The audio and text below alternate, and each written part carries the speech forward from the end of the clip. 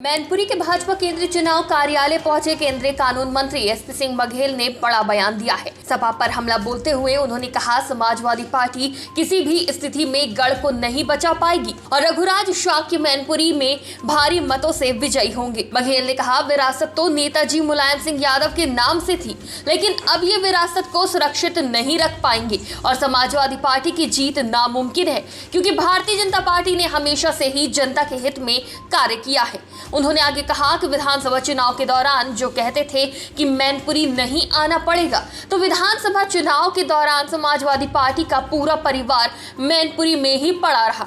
इससे साफ साबित होता है कि समाजवादी पार्टी को भाजपा का डर है। कैसे देखते हैं, भाजपा ने अपना कैंडिडेट उतार दिया है।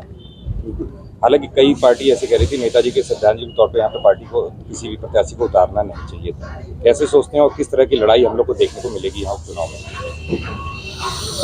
निश्चित तौर से मैनपुरी लोकसभा के इस उपचुनाव में भारतीय जनता पार्टी विजय हासिल करेगी। उसका एक सिंपल सा कारण है कि भारतीय जनता पार्टी के भी पिछले 15-20 साल के इतिहास में सबसे कठिन चुनाव था 2019 का लोकसभा चुनाव, जिसमें बीएसपी और समाजवादी पार्टी ने गठबंधन किया था।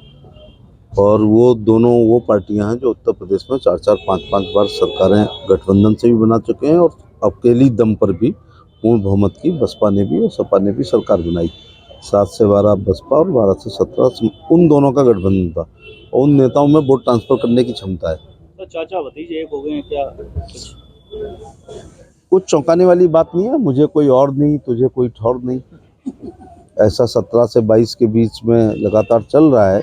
और चाणक्य जी ने बहुत साल पहले कहा था कि यदि राजा कोई बहुत लोकप्रिय होगा तो दुश्मन के दुश्मन हमारे दोस्त के सिद्धांत पर दुरभ संधियाँ हुआ करेंगी।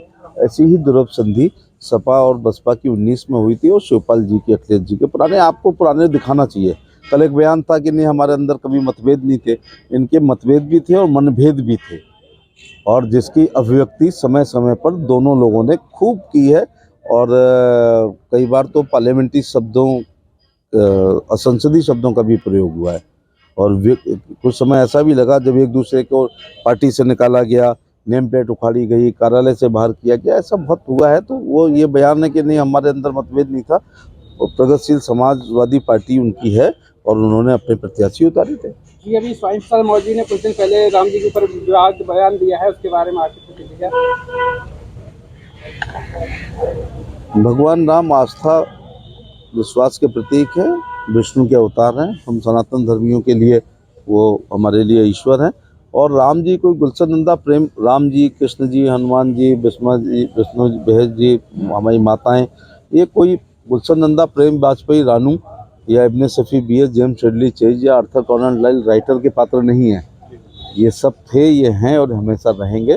इसलिए इस प्रकार की टिप्पणी करना उचित नहीं होता है जिससे किसी की भी धार्मिक भावनाओं को ठेस पहुंचे। और अब हेटेड स्पीच का ज़माना नहीं है। अगर हेटेड स्पीच लोग देंगे तो जैसे आप देख रहे हैं रामपुर की तरह सदस्यता भी चली जाएगी।